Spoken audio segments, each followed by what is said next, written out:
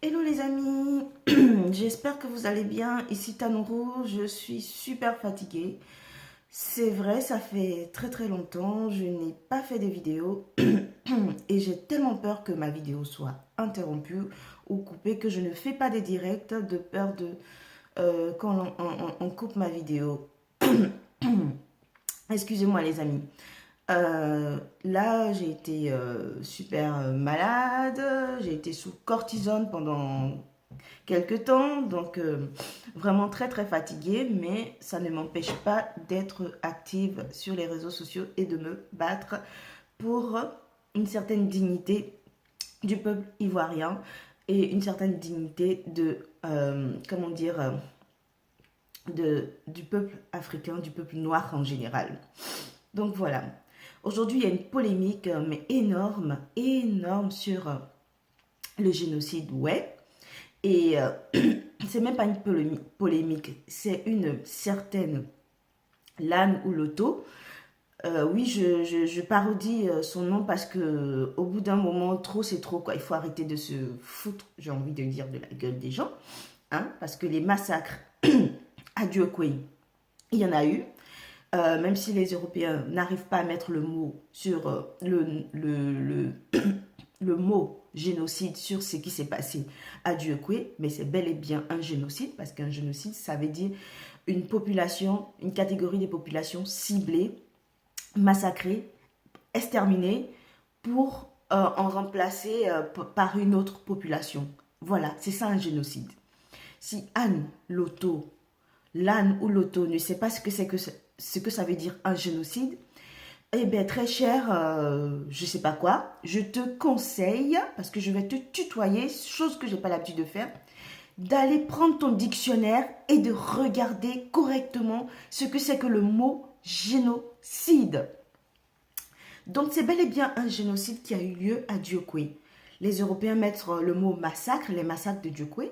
Peu importe, le résultat est que il y a eu des morts et ils nous parlent de 3000 morts, mais avec toutes les ONG, y compris, et même l'ONUCI qui a fermé les yeux, hein, l'ONU, la partie, la partie zone l'ONU, les envoyés de l'ONU, des casques bleus onusiens du Maroc, qui ont fermé les yeux parce que eux, ces gens-là, on leur a vendu comme quoi qu'on empêchait les musulmans de se, on empêchait les musulmans d'occuper des importants postes en Côte d'Ivoire. Donc eux, par solidarité dans la connerie, pour ne pas dire dans la bêtise de musulmans, par solidarité musulmane, et puis parce que aussi, hein, leur roi leur a demandé, ils n'ont fait qu'obéir, eux ils obéissent à leur roi, hein, donc voilà, ils ont fermé les yeux, ils ont laissé les gens se faire massacrer, ils ont fermé les yeux. On a un documentaire de France 24 qui le dit, qui le raconte bel et bien. Donc, Anne ou Loto, si toi, tu n'as pas de télévision chez toi, je suppose que tu as un téléphone portable avec Internet. Je suppose que tu as un ordinateur. Tu ne peux pas être mini sans avoir d'ordinateur. Alors, tu tapes sur YouTube et tu tapes les massacres de Djokwe et tu verras bien, hein, qu'il y a un reportage fait par les Français de France 24 qui ont bel et bien parlé du massacre, pour ne pas dire du génocide de Djokwe, avec beaucoup de détails à l'appui. Donc, au bout d'un moment, il faut arrêter. Même les musulmans là, les musulmans, même tes frères, tes compatriotes de RHDP là, je sais pas quoi, eux, il n'y a pas un là-dedans, dans ce lot-là, qui a ouvert sa bouche un jour pour dire, oui, il n'y a pas eu de massacre à Diokoui. Il n'y a pas un. Pas un seul. Alors toi, tu sors d'où pour dire ça aux gens en ce moment-là, au moment où on cherche à se reconstruire, au moment où on cherche à évoluer, au moment où on cherche à essayer de pardonner à certains. Vous les Ivoiriens là, vous êtes toujours en train de vous faire manipuler parce que vous pensez qu'à votre ventre et en dessous de la ceinture. Hier, c'était Sorogio, tout gaillardement là, qui disait c'est moi le chef de la rébellion. Faut assumer jusqu'au bout aujourd'hui. Tu fais un rétro-pédalage. Ah bon? Soro Guillaume, tu fais un rétro-pédalage? Maintenant, c'est Ouattara qui t'a envoyé. Ah non, tu vas pas nous dire ça. Et Anne Ouloto, pareil. Il n'y a pas eu des massacres à dire que... Il n'y a pas eu des génocides, ouais. Sinon, je serais morte aussi. Imbécile. Toi, tu représentes toute une population, toi. Une catégorie d'une population. Tu crois que parce que tu es énorme, donc tu représentes tous les ouais de la Côte d'Ivoire? Il faut arrêter. Je n'aime pas insulter les gens, mais vraiment, il y a des gens, sincèrement, qui méritent deux fois qu'on les insulte. Parce que c'est mépriser nos morts, c'est piétiner nos morts. Les morts, il y en a eu partout hein, dans cette guerre. Mais il y en a eu plus à Dieu Koué. Que vous le vouliez ou que vous ne le vouliez pas, c'est la réalité, c'est la vérité. Et vous allez la prendre plein la face, plein la figure, cette vérité-là. Il faut qu'on vous le dise. Parce que tant qu'on ne vous dira pas, ça ne changera pas et les mêmes erreurs vont se répéter. Les mêmes recettes pour faire les mêmes conneries. Parce que ce n'est pas la première fois qu'il y a des génocides dans le monde. Ce n'est pas la première fois. Donc, ce que vous êtes en train de faire là, c'est pour pousser les Ivoiriens à sortir de leur retranchement. Comme ça, Bensouda là, hein, monstrueuse, aussi monstrueuse que Anou Loto, elle va dire, oui, vous voyez, on ne peut pas libérer Gbagbo, parce que si on libère Gbagbo, c'est le pays qui va être à feu et à sang. On a vu dans votre petit jeu là, on ne va pas tomber dans votre piège. Je vous l'ai dit, je vous l'ai déjà dit dans une vidéo. On va faire l'opposition là, ivoirienne, les gens qui sont en face du gouvernement actuel là. On va faire tout dans les règles de l'art pour arriver, pour retourner au pouvoir, pour récupérer notre pays dans les bonnes et dues formes. On va tout faire. On va tout faire, oui, très cher. Parce que vous voulez pousser les Ivoiriens à aller à la guerre. Vous voulez pousser les Ivoiriens à avoir des mots virulents à votre égard pour pouvoir justifier votre maintien au pouvoir. Mais non, non, non, non, non. On ne va plus tomber dans ce piège-là. Tous ceux qui se disent, oui, pro ceci, pro cela, là.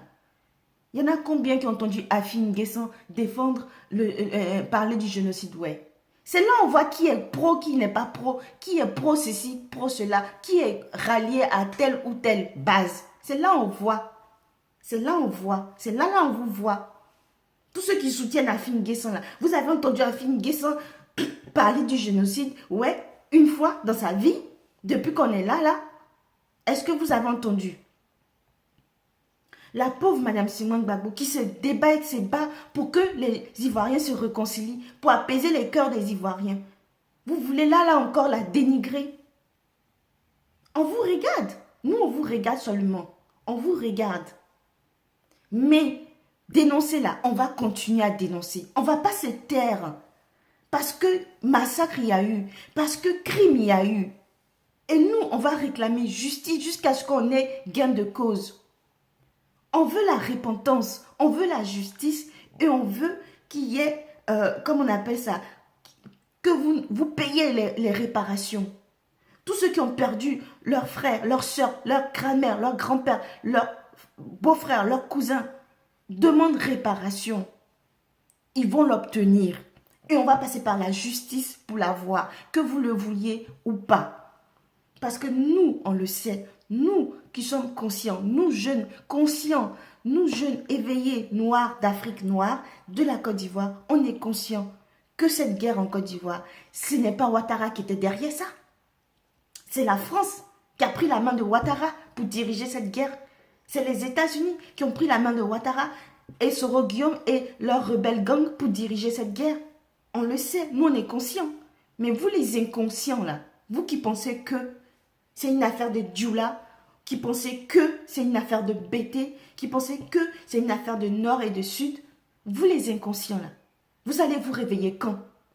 Vous allez vous réveiller quand? Avec toutes les vidéos qu'on fait là, on vous dit, vous allez vous réveiller quand? Et vous les inconscients là, qui pensez qu'à votre ventre là, qui suivez ceci, cela, sans penser à la cause générale de la Côte d'Ivoire, vous allez continuer à être des partisans du ventre jusqu'à quand? Mais jamais vous n'allez être rassasiés. Donc, à quoi ça sert? Vous n'avez pas un peu de dignité?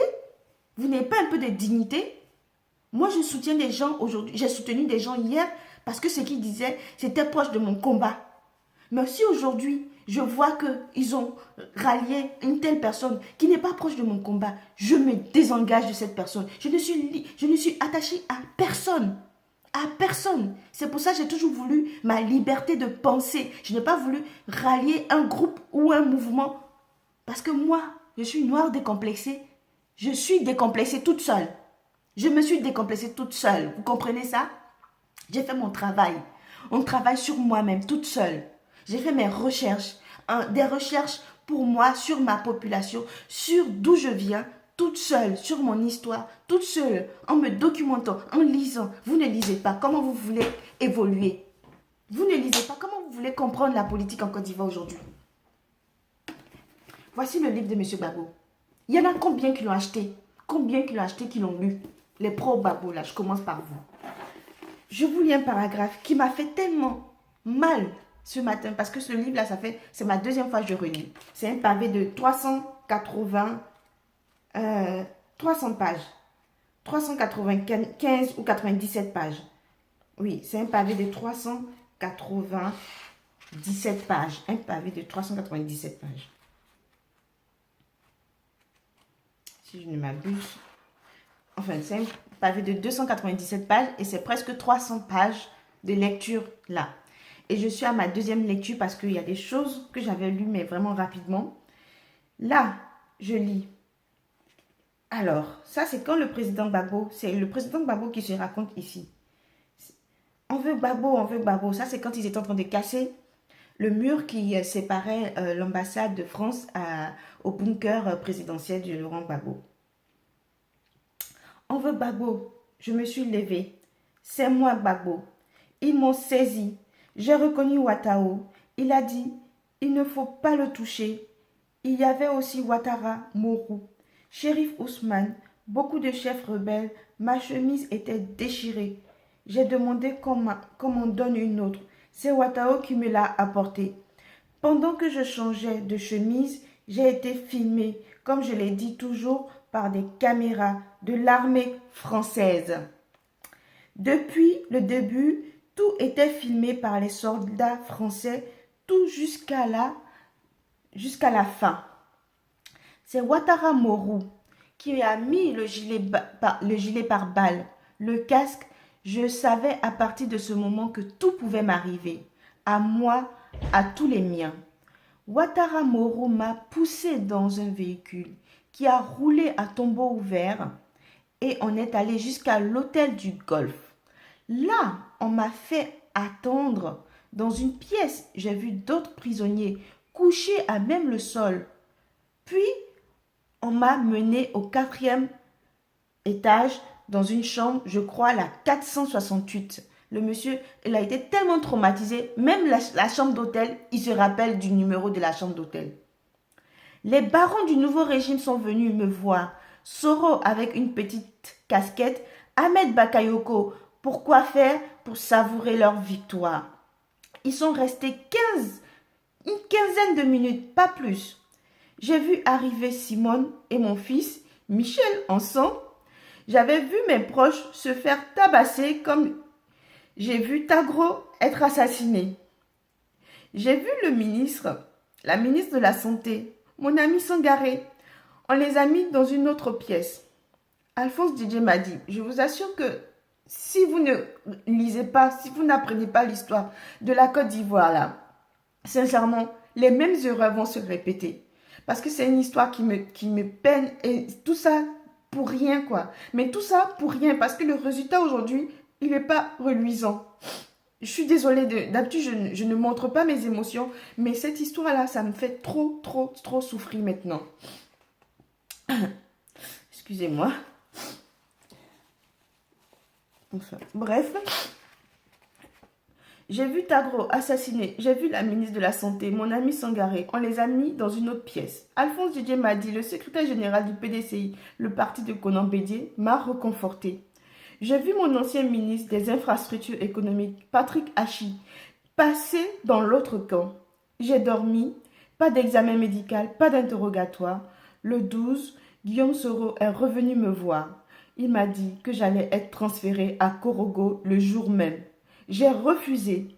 Si tu n'acceptes pas, ils vont le faire avec brutalité. Korogo, pourquoi faire? Ai-je dit. C'est dans une maison qui m'appartient, a-t-il répondu. Tu y seras bien. J'ai une maison à Gagnois, lui ai-je répondu, et il y a aussi une à San Pedro. Il n'en a rien voulu entendre. Shérif Ousmane est venu et m'a amené brutalement. Au passage, ils ont pris mon médecin Christophe Blé pour l'emmener avec moi. Sur le chemin du golfe, il s'en était fallu d'un rien qu'un rebelle l'égorge. Et là, le voilà parti avec moi pour 8 mois de détention. C'est un homme bien, Christophe Blé. Un médecin compétent et une bonne personne. C'est parce que c'était mon médecin attitré qu'il a failli être tué, qu'il a ensuite été détenu sans aucun mandat. On nous a mis dans un hélicoptère direction Korogo. Sur le chemin, j'ai pensé à tous ceux qui étaient morts, qui avaient souffert. Je priais pour eux. Je me demandais ce qu'allait devenir la Côte d'Ivoire. Voilà. Je m'arrête sur cette lecture-là et je dis à Anne Ouloto, si tu ne sais pas lire, si tu n'as pas d'internet, tu n'as pas de vidéo, tu ne peux pas regarder les vidéos sur YouTube, il faut lire le livre de Laurent Gbagbo. Avec le livre coécrit avec Laurent Gbagbo de François Mattei. Et tu comprendras que ce que la Côte d'Ivoire a vécu ne se limite pas à toi, Anne, l'âne ou l'auto. Merci chers frères et sœurs. La lutte continue.